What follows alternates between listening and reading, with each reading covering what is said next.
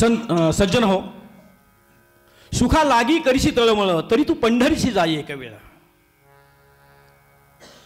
मनामध्ये तळमळ असेल, इच्छा असेल, एक प्रकारचा ध्यास असेल भगवंत भेटीचा, आणि जर खूप तीव्र इच्छा असेल तर ती गोष्ट आपल्याला साध्य होते. फक्त पॉझिटिव्ह थिंकिंग ठेवा. हां, निगेटिव्ह थिंकिंग करू नका. जमेल का नाही, होईल का नाही, ते होतच नाही आयुष्यात. मला जायचं आहे, विषय संपला. आणि मी हे धोरण ठेवूनच ग्वाल्हेरला आलो की नाही, मला जायचं आहे, मला विलास सापऱ्यांना बघायचं आहे, मला राघवेंद्र दादांना बघायचं, उपेंद्र दादांना बघायचं, प्रमोद संत कायचीच आहे, हे मंदिर काय आहे. मी इतके वर्ष यूट्यूबवर पाहतो होतो, मनामध्ये तळमळ नाही, मला जायचं आहे.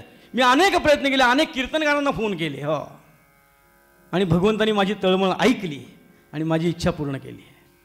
सांगू नये कीर्तनामध्ये, पण मनातल्या सगळ्या इच्छा तो पूर्ण करतो, लक्षात ठेवा. फक्त शुद्ध भाव आणि छान श्रद्धा त्याच्या ठिकाणी अर्पण करा, काहीच कमी पडणार नाही आयुष्यामध्ये. अशी तळमळ मनामध्ये कुणाला लागली, कवी वर्णन करतात. गंगा खेळा माझी, गंगा खेळा माझी, पुरी तशा गौतमी तटा झाली.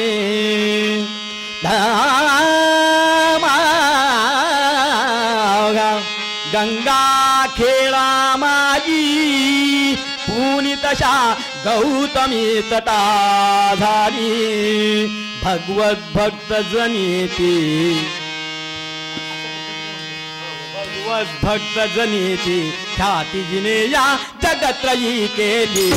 रामा रामा रामा हरे हरे रामा रामा रामा रामा हरे हरे रामा रामा रामा रामा रघुत्तमा रामा. याला आर्या म्हणतात. कीर्तनामध्ये आर्या पाहिजे. हे सगळे कीर्तनकार मंडळी आहेत, मी काय वेगळं सांगणार. कीर्तनात आर्या, संसारात भार्या आणि उपासाला वार्या, यातलं काहीच जमलं नाही. मंगलमूर्ती हे तर जमल की नाही. त्याप्रमाणे गंगा खेळा माझी, पुनी तशा गौतमी तटा झाली. भगवत भक्त जनी ती, ख्याती जिने या जगत्रयी केली. कुणाचं चरित्र लावणारे सांगायची गरज नाही. अशा या गंगाखेड म्हणजे महाराष्ट्रामध्ये, मराठवाड्यामध्ये गंगाखेड नावाचं गाव, आणि त्या गंगाखेडमध्ये जनाबाईंचं वास्तव्य. वडिलांचं नाव दामा आणि आईचं नाव करुंड. काय नावं होती पूर्वीच्या काळात. आणि मराठवाड्यातली नावं तर काही विचारूच नका. हो, आमच्या ऑफिसमध्ये एक माणूस होता, त्याचं नाव होतं रावण. जय जय, तो मराठवाड्यातलाच होता, पक्का रंग, रावण त्याचं नाव. आणि त्याचं आडनाव होतं चालक. जय जय रघुवीर समर्थ. म्हणजे ही काय भानगडे बाबा. आणि त्याच्या मुलींना लाज वाटायची. शाळेत गेली की सगळे पोरं म्हणजे रावणाच्या मुली आल्या, रावणाच्या मुली आल्या म्हणून.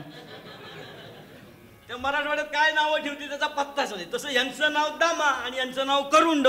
अशा या दामा आणि करुंड यांच्या पोटी जन्माला आलेल्या जनाबाई त्या पंढरपुरामध्ये गंगाखेडमध्ये वास्तव्य होतं, गौतमी नदीच्या तिटी. आणि जनाबाईंचे मायबाप दरवर्षी आषाढीला आणि कार्तिकीला पंढरपूरची वारी कधी चुकलीच नाही. हो, ज्येष्ठ वद्य दशमी उजाडली की जनाबाईंचे आईवडील तयारीला लागायचे. हा, जनाबाईंचे आईवडील तयारीला लागायचे. चला म्हणले वारी आली आहे, आपल्याला जायला पाहिजे. आणि जनाबाईंचे आईवडील दरवर्षी पंढरपूरला वारीला जायचे. वाटतं गंगाखेडवरनं वारीला जायचंय. आणि होता होता होता जनाबाई मोठ्या झाल्या. मोठ्या म्हणजे काय, मोठ्या असत्या, जाणत्या झाल्या.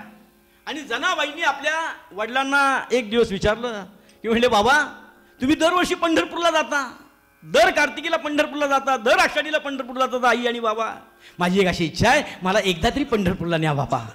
बाबा मला एकदा तरी पंढरपूरला न्यावं. परिस्थिती अत्यंत गरिबीची होती जनाबाईंची. 18-20 दारिद्र्य ज्याला म्हणतात की नाही, त्या परिस्थितीत दारिद्र्य होतं जनाबाईंचं. हो, काहीच नव्हतं घरामध्ये, काहीच नव्हतं जनाबाईंच्या घरामध्ये. गरिबी ती अनावर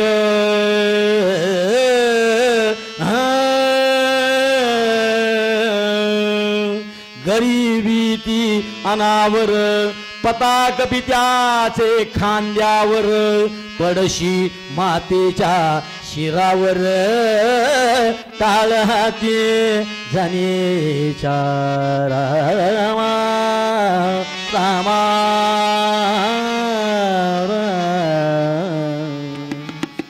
अत्यंत गरीब परिस्थितीमध्ये जनाबाईंचा जन्म झाला आणि आई वडिलांनी आषाढी कार्तिकीच्या यात्रेला जावं, घरात काहीच नव्हतं, 18-20 दारिद्र्य होतं.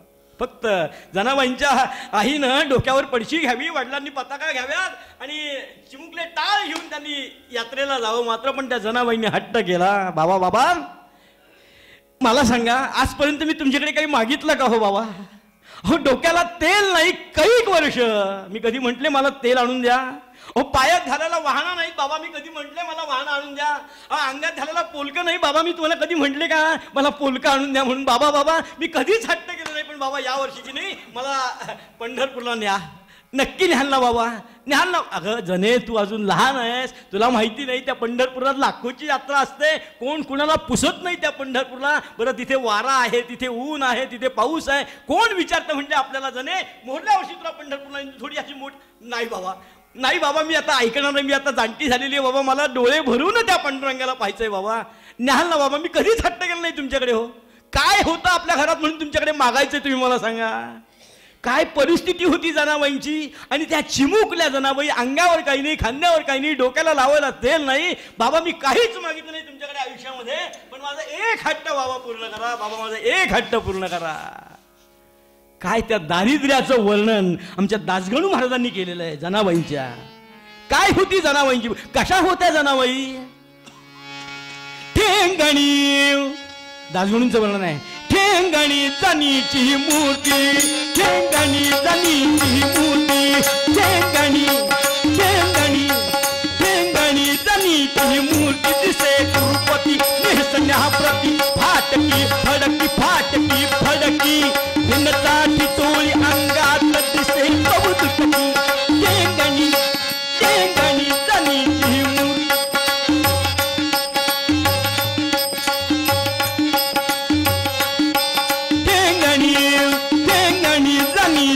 मूर्ती दिसे गुरुपती निसण्या प्रती फाटकी फडकी फाटकी फडकी भिन्नकाठी चोळी अंगात दिसे पवतुटकी, भिन्नकाठी चोळी अंगात दिसे पवतुटकी. सावळा सावळा तिचा तो वाण, सावळा तिचा तो वाण नयन ते सान शिरीकच उडती शिरीकच उडती. नातेल म्हणून या गाराणे जणू करीती, नातेल म्हणून या गाराणे जणू करीती. ठेंगणी ठेंगणी जनीची मूर्ती दिसे गुरुपती नेसण्या प्रती फाटकी फडकी फाटकी फडकी भिन्नकाठी चोळी अंगात दिसे पवतुटकी. सावळा सावळा तिचा तो वाण, सावळा तिचा तो वाण नयन ते सान शिरीकच उडती शिरीकच उडती. नातेल म्हणून या गाराणे जणू करीती, नातेल म्हणून या गाराणे जणू करीती. ठेंगणी ठेंगणी ठेंगणी जनीची मूर्ती, असं दासगणू महाराजांनी वर्णन केलेलं आहे. छोट्याशा जनाबाई ठेंगण्या होत्या, मात्र दिसायला सावळं रूप होतं, मात्र अंगा खांद्यावर काही नव्हतं. पण बाबा माझी एक इच्छा आहे, मला या वर्षी कसंही करून पंढरपूरला न्या, मी राहू शकत नाही म्हणले इथे आता. आणि हो ना करता करता पोरीचा हट्ट पुरवला पाहिजे. काय हट्ट होता? तर पंढरपूरला द्या बाबा, मला एक दिवस डोळे भरून बघू द्या माझ्या विठ्ठलाला. शेवटी बाबांना राहवलं नाही. बाबा म्हणले पोरी चल यावर्षी नेतो तुला पंढरपूरला. आभाळ ठेंगणं झालं जनाबाईंना. हा ठणकण ओढली. बाबा खरंच नेणार तुम्ही मला पंढरपूर? हा हा चल आमच्या बरोबर. हो काय होतं घरामध्ये? हां बाबांनी पताका घेतला, आईनं डोक्यावर पडशी घेतली मात्र, आणि छोटेसे टाळ जनाबाईंच्या हातामध्ये होते.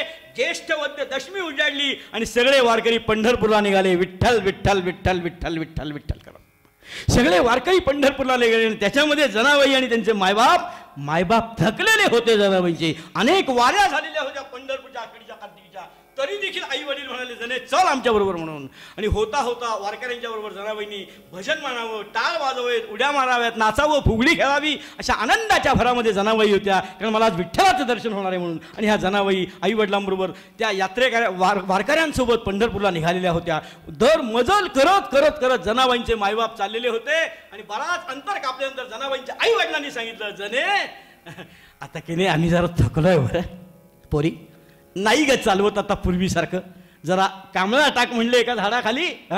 जनाबाईंनी कांबळा टाकला आणि त्या आई वडिलांचे चिमुकल्या हातानं जनाबाई पाय शेपीत होत्या. सगळे वारकरी भराभरा विठ्ठल विठ्ठल विठ्ठल विठ्ठल म्हणून पुढे चाललेले होते. जनाबाईंनी आई वडिलांना सांगितलं बाबा बाबा आपल्याला उशीर होईल पंढरपूरला जायला, किती वेळ इथे थांबायचं, चला बरं आता पुढे जाऊयात आपण. जनाबाईंनी तसंच आई आपल्या वडिलांना उठवलं मात्र आणि पुढच्या मार्गाला लागले. जनाबाईंचे आई वडील आणि जनाबाई पुढच्या मार्गाला लागल्या. परत जनाबाईंच्या आई वडिलांनी सांगितलं पोरी आता नाही ग चालवत म्हणले, आता इतके वर्ष वारी केली ना, इतके वर्ष वारी केली ना म्हणले, आता थकून गेलो म्हणले, जने नाही चालवत आता आम्हाला, पुन्हा कांबळा टाक. जनाबाईनं पुन्हा कांबळा टाकावा आणि चिमुकल्या हातानं जनाबाईंनी त्यांच्या आई वडिलांचे पाय चेपावेत मात्र. हो आणि होता होता होता जनाबाईंच्या आई वडिलांचे पाय चेपता चेपता चेपता श्रोते हो जे घडू नये ते घडलं. कॉलरेची साथ निर्माण झाली, कॉलरेची साथ निर्माण झाली आणि कॉलरेच्या साथीला बळी पडले ते जनाबाईंचे मायबाप. कॉलरेच्या साथीला पहिले बळी पडले ते जनाबाईंचे मायबाप निघून गेलेले होते.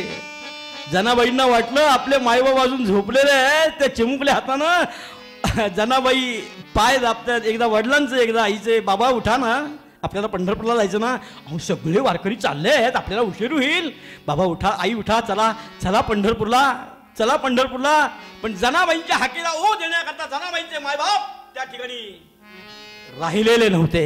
जनीला सोडून केव्हाच देवाघरी निघून गेलेले होते. पोरगी सारखा म्हणत होती बाबा चला ना पंढरपूरला, आपल्याला उशीर होईल, वारकरी पुढे चालले आहेत, एकादशी गाठायचे ना बाबा आपल्याला. आणि जनाबाईंचा हा टाहो येणारे जाणारे वारकरी बघत होते. मात्र एका वारकऱ्याने नुसतं असं डोकून बघितलं आणि सांगितलं जने तुझे आई बाबा की नाही तुझ्याशी आता कधी कधी बोलायचे नाहीत. हो नाही बोलायचे म्हणजे तुझे आई बाबा ते काय कळणार त्या पोरीला, तुम्ही मला सांगा बाबा का बोलणार नाही तुम्ही, असं म्हटला तो वारकरी आणि पुढे निघून गेला. समजा आपण इथे थांबलो तर यांची व्यवस्था आपल्याला करावी लागेल, आपल्याला पुढे जायला उशीर होईल, या उद्देशानं तो वारकरी पुढे निघून गेला. मात्र बाबा का बोलणार नाही, बाबा का बोलणार, तुम्हाला राग आला का मी तुमच्याकडे हट्ट केला म्हणून बाबा का बोलत नाहीये, का मला तुम्ही इथे ठेवून जाणार आहात, देवाघरी गेले म्हणजे कुठे गेले बाबा, काहीच कळेना जनाबाईला. जनाबाईची तळमळ होती, पंढरपूरला जायचं होतं मात्र जनाबाईंना काय करावं जनाबाईंना कळेना. आई बोले ना, बाबा बोले ना, प्रत्येकानं डोकून बघावं आणि पुढे जावं, डोकून बघावं आणि पुढे जावं. मात्र अशी त्या जनाबाईंची परिस्थिती झाली होती. छोट्याशा जनाबाई कोणीच नव्हतं पाठीमागे. पंढरपूरला जायचंय ना आपल्याला बाबा, उठा ना, किती वेळ निघला बाबा, जायचंय ना आपल्याला पंढरपूरला. पण श्रोते हो तळमळ होती मनामध्ये, भगवंताच्या भेटीची प्रदीर्घ अशी इच्छा होती मात्र. हो आणि तुम्हाला सांगतो जनाबाई आई बाबा आई बाबा आई बाबा करत होते आणि तिकडे पांडुरंगाच्या पायाखालची वीट सरकली, पांडुरंगाच्या पायाखालची वीट सरकली आणि देवाच्या लक्षामध्ये आलं की अरे आपला एक भक्त आपल्या भेटी करता तळमळतोय, आपला एक भक्त आपल्या भेटी करता तळमळतोय, त्याला आपण घ्यायला गेलो पाहिजे. म्हणून पांडुरंग स्वतः निघाले कुठे, पंढरपुरातनं, आणि बरोबर गरुडाला घेतलं. चला गरुडा कुठे जायचंय, भक्त कार्याकरता जायचंय म्हटले. हो भक्त कार्यकर्ता जायचंय, चला माझ्या बरोबर. आणि पांडुरंग निघाले, पायाखालची वीट सरकली आणि ज्या ठिकाणी जनाबाईंचे मायबाप गेलेले होते त्या ठिकाणी स्वतः पांडुरंग वारकऱ्याच्या वेशामध्ये आले आणि त्यांनी बघितलं जनाबाईंना. गरुड होताच जवळ. ए पोरी, देव बोलतायत, ए पोरी तुझं नाव काय, मला जनी म्हणतात म्हणले. बर इथे कशाला आलीस, अहो काका काय सांगायचं, आम्ही पंढरपूरला चाललोय, हे माझे आई वडील आहेत आणि मला यांनी सांगितलं ते तुझ्याशी कधीच बोलणार नाहीत म्हटले. हो का, बर आई बाबा बोलत नाही तुझ्याशी, नाही, तुला कुठे जायचंय, पंढरपूरला. त्याप्रमाणे जनाबाईंनी सांगितलं मात्र यात्रे करू आम्ही बा, यात्रे करू आम्ही बा, आलो पंढरीस या भेटी माझी ही आहेत उभयता, माता पितरे तिलोत्तमा माझी. हे माझे आई वडील आहेत. आम्ही यात्रेला निघालोय, पंढरपूरला निघालोय, पण ते आई बाबा की नाही माझ्याशी बोलतच नाहीत म्हणले. आणि वारकऱ्यांच्या वेशात आलेल्या पांडुरंगानं सांगितलं, झाले माझ्याबरोबर येतीस का तू पंढरपूरला? मी नेऊ का तुला पंढरपूरला? आई बाबा मागणं येतील बरं, चालेल तुला? हो हो येईल मी तुमच्याबरोबर. आणि भगवंतानं जनाबाईंना बरोबर घेतलं आणि गरुडाला सांगितलं, गरुडा या जनाबाईंच्या आई वडिलांची व्यवस्था करा. गरुड म्हणले, त्याच्याकरता का मला इथे आणलंय? देव म्हणले, हो देवाची आज्ञा आहे, लक्षात ठेव, मोडलीस तर. हा गरुड म्हणलं ठीक आहे. म्हणले आता करतो, न करून काय करता म्हणले, तुमच्याशिवाय आम्हाला जमायचं नाही म्हणले. गरुडाला त्यांच्या आई वडिलांची व्यवस्था करायला लावली आणि जनाबाईंना घेऊन देव पंढरपुरात गेले. अरे लाखोची यात्रा पंढरपुरात, कोण कोणाला पुजतंय? आणि देवाला माहिती होतं आपण जर विटेवर उभे नसलो तर निश्चितपणे देव मंदिरात आहेत की नाही हे ज्ञानेश्वरांसारख्या संतांना लगेच कळायचं. इथे चैतन्य आहे की नाही बाहेर गेले ते. ज्ञानेश्वरांनी बघितलं मात्र की ते भगवंत नाहीये. त्याप्रमाणे देवानी जनाईला त्या पंढरपूरच्या यात्रेमध्ये सोडलं आणि देव जाऊन उभे राहिले मात्र. देव जाऊन उभे राहिले, कोण कोणाला विचारत नव्हतं मात्र. लाखोची यात्रा त्या पंढरपुरात भरलेली होती मात्र. आणि झालं मात्र, जनाबाईंनी मनाशी निश्चय केला की जोपर्यंत भगवंताचं छान दर्शन होत नाही, जोपर्यंत आपलं पोट भरत नाही, तोपर्यंत म्हटले पंढरपुरातनं बाहेर जायचं नाही आपण. होता होता होता होता श्रोते हो, एकादशीची यात्रा संपली. एकादशीची यात्रा संपली, सगळे लोक सामसूम झाले मात्र. आणि त्या चिमुकल्या जनाबाई रावळामध्ये गेल्या. सुंदर ते ध्यान उभे विटेवरी, कर कटावरी ठेवून या. आणि त्या पांडुरंगाला आमच्या जनाबाईंनी डोळे भरून आणि हाळलं मात्र. पण देवाला सांगितलं की अजून माझी इच्छा पूर्ण झाली नाही.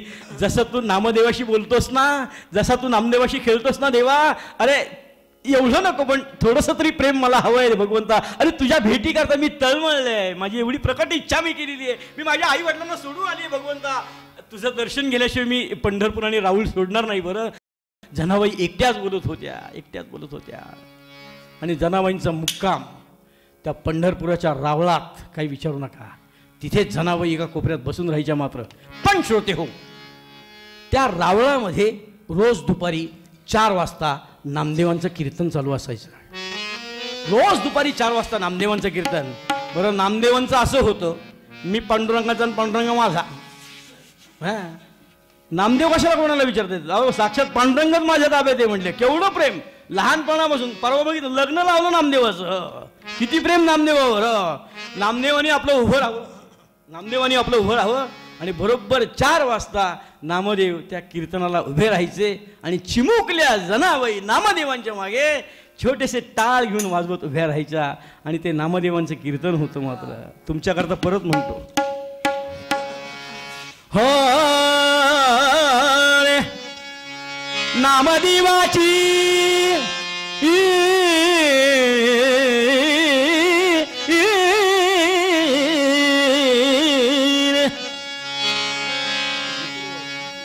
नामदेवाची अमृत तुल्य वाणी, नामदेवाची अमृत तुल्य वाणी, नामदेवाची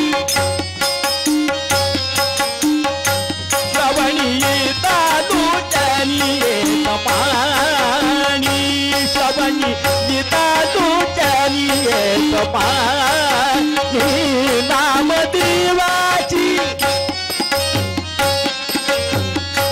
नामदेवाची अमृत तुल्य वाणी, श्रवणी येता लोचनी येत पाणी, श्रवणी येता लोचनी येत पाणी, नामदेवाची स्वयी तू श्रवणास कैक बारी, स्वयी तू स्वयी येतो, स्वयी येतो, स्वयी येतो, स्वयी येतो श्रवणास कैक बारी, रंग चढला पै कीर्तनास भारी, रंग चढला पै कीर्तनास भारी, नामदेवाची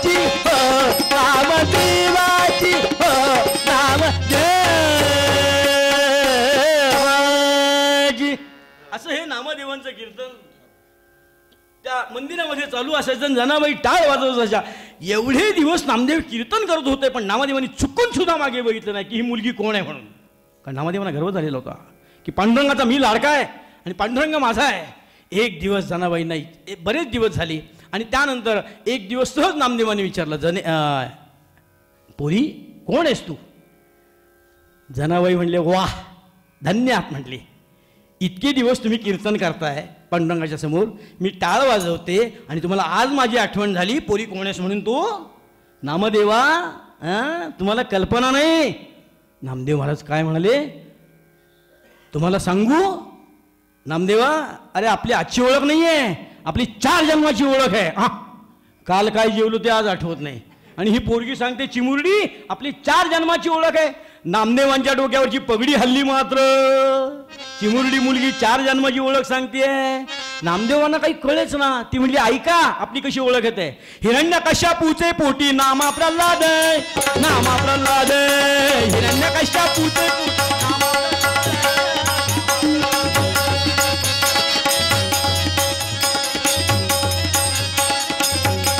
हिरण्यकश्यपूचे पोटी नामा प्रल्हाद, नामा प्रल्हाद, हिरण्यकश्यपूचे पोटी नामा प्रल्हाद, नामा प्रल्हाद.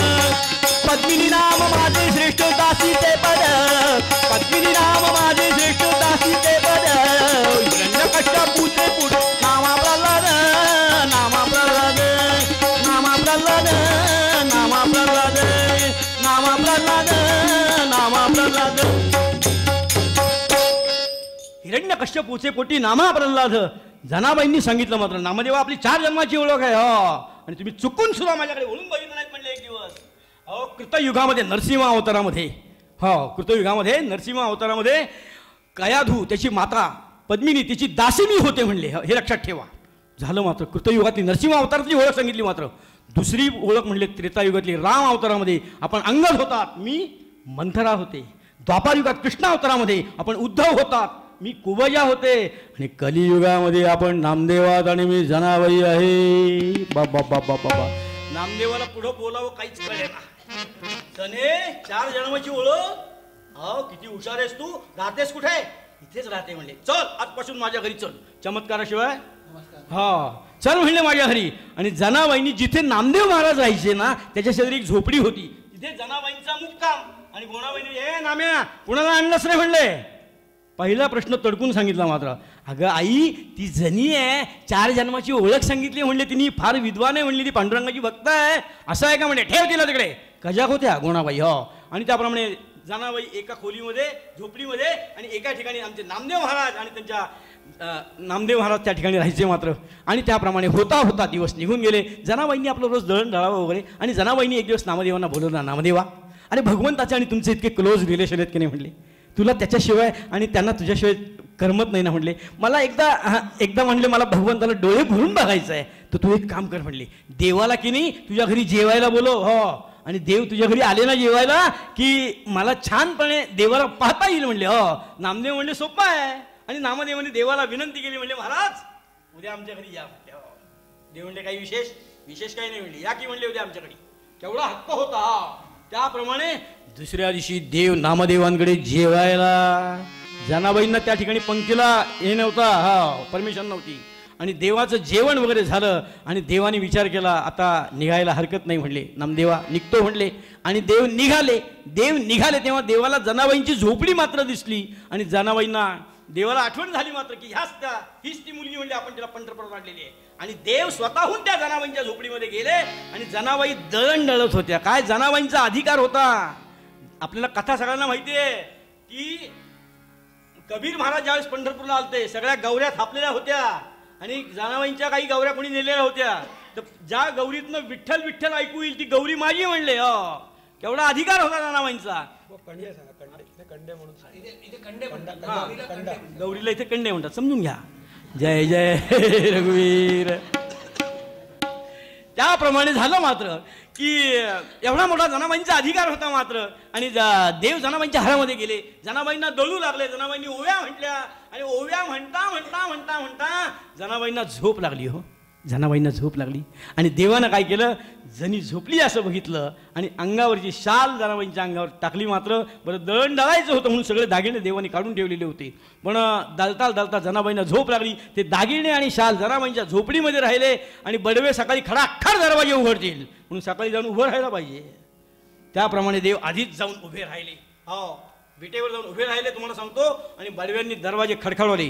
सकाळी पहाटेच दरवाजे खडकवलेले मात्र. आणि दरवाजे खडाखड उघडल्यानंतर त्या बडव्यांनी पहिल्या मूर्तीकडे बघितलं. मात्र अरे, देवाच्या अंगावर शाल नाही, देवाच्या अंगावर दागिने नाहीत, देवाच्या अंगावर शाल नाही, देवाच्या अंगावर दागिने नाहीत. सगळ्या गावात पोबारा झाला. मात्र देवळात चोरी झाली, देवळात चोरी झाली, देवळात चोरी झाली. पोलीस, पाटील, कमिशनर, आयुक्त सगळे आले. मात्र देवळात चोरी झाली म्हणजे काय म्हटले. हो, कमिशनरने सांगितलं चला पंढरपुरातलं घर आणि घर कसून तपासणी करा. म्हणजे कोण चोर ते आपल्याला सापडला पाहिजे. पंढरपुरातली सगळी घरं खाली केली. मात्र होता होता होता पोलीस पाटील कुठे आले, जनाबाईंच्या झोपडीमध्ये आले आणि मुद्देमालासहित जनाबाईंना पकडला. हो, जने तू चोर आहेस. जनाबाई म्हणल्या मी कशाला पांडुरंगाच्या अंगावरची शाल आणि दागिने काढीन. मी नामयाची दासी आहे, मी भगवंताची भुकेली आहे, मी भक्त आहे भगवंताची. मी नामच. अहो, काल देव कुठे दळायला येतात तू आम्हाला सांगतेस. हा, खोटा बोलतेस तू. मुद्देमालापासून चला रे, घडा हिला बेड्या. आणि जनाबाईंना पकडलं. त्या पोलिसांनी बेड्या घातल्या. चला रे म्हणले, हिला लाल फुलाची माळ घाला आणि गाढवावर हिंड घाला, खऱ्या गावात हिला फिरवा आणि गावाच्या बाहेर सूळ उभा करा आणि तिला फाशीची शिक्षा द्या म्हटली. बापरे. जनाबाई म्हणल्या ठीक आहे, काही हरकत नाही, जशी तुमची इच्छा. मुद्देमाला सहित मी पकडली गेलेली आहे. पण तुम्हाला अजूनही सांगते की देव, हा तू काही सांगू नकोस म्हणले आम्हाला, देव येतात म्हणून. असे देव येतात का म्हणले. हो, त्याप्रमाणे झालं. मात्र आणि जनाबाईंना सगळीकडे गावातनं मिरवलं आणि जनाबाईंना विचारलं. फाशी देताना काय माहिती आहे का, ज्याला माणसाला फाशी द्यायची असते त्याला शासन विचारतं की तुझी शेवटची इच्छा काय आहे म्हणून. तुम्ही म्हणा तुम्हाला कसं काय माहिती. मला काही फाशी दिलेली नाही आणि मी काही चोऱ्या करत नाही, माझा आपला रामनामाचा धंदा आहे. त्याप्रमाणे झालं. मात्र जने तुझी शेवटची इच्छा काय आहे बोल. जनाबाई म्हणली आता माझी शेवटची इच्छा काय असणार आहे म्हणली. माझी शेवटची इच्छा काय असणार आहे म्हणले. माझी एकच शेवटची इच्छा आहे म्हणजे त्या भगवंताला पुन्हा एकदा डोळे भरून द्या, बघून द्या म्हणले. आणि मला एकदा मी त्याला भेटले ना की खुशाल फाशी द्या म्हणले, मला काही नको आहे म्हणले. आणि त्याप्रमाणे जनाबाईंना एका शिपायानं त्या देवळात नेलं. मात्र आणि जनाबाईंनी हात जोडले आणि जनाबाईंनी फक्त भगवंताची प्रार्थना केली. विठू माझा माझा माझा, विठू माझा लेकुरवाळा हो, विठू माझा लेकुरवाळा हो, विठू माझा.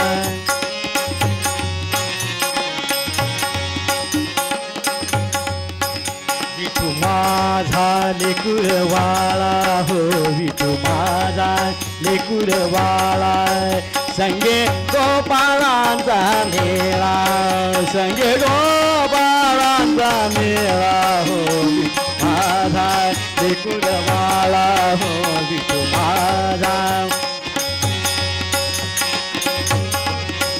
विठू माझा लेकुरवाळा, विठू माझा लेकुरवाळा, विठू माझा लेकुरवाळा, विठू माझा.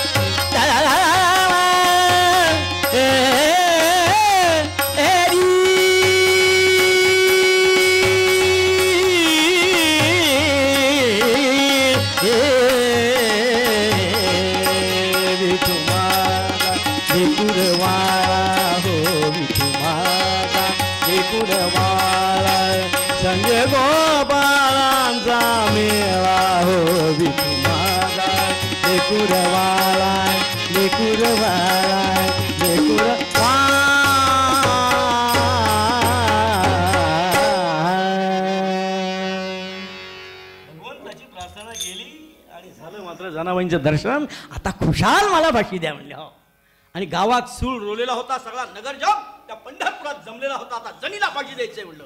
आणि ज्या वेळेस त्या सुळाजवळ जनाबाईंना आणलं, चमत्कार असा झाला, त्या सुळाचं पाणी पाणी पाणी पाणी झालं, मात्र सूळच गायब झाला.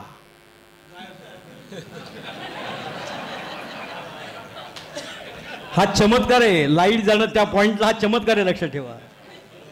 हां, त्या पॉइंटला लाईट जाणं हा चमत्कार आहे.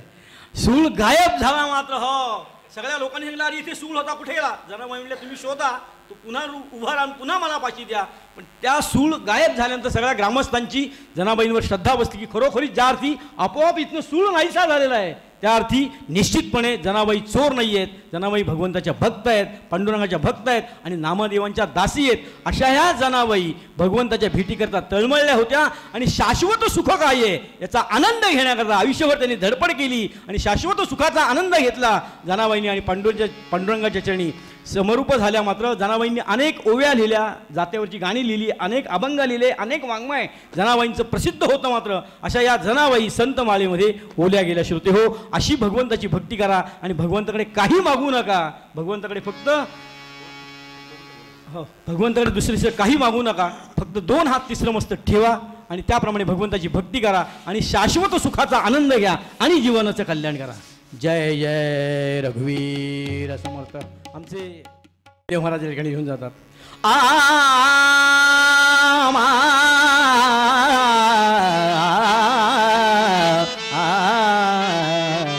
सुखा लागी करीसी तळमळ, सुखा लागी करीसी तळमळ, करीसी तळमळ.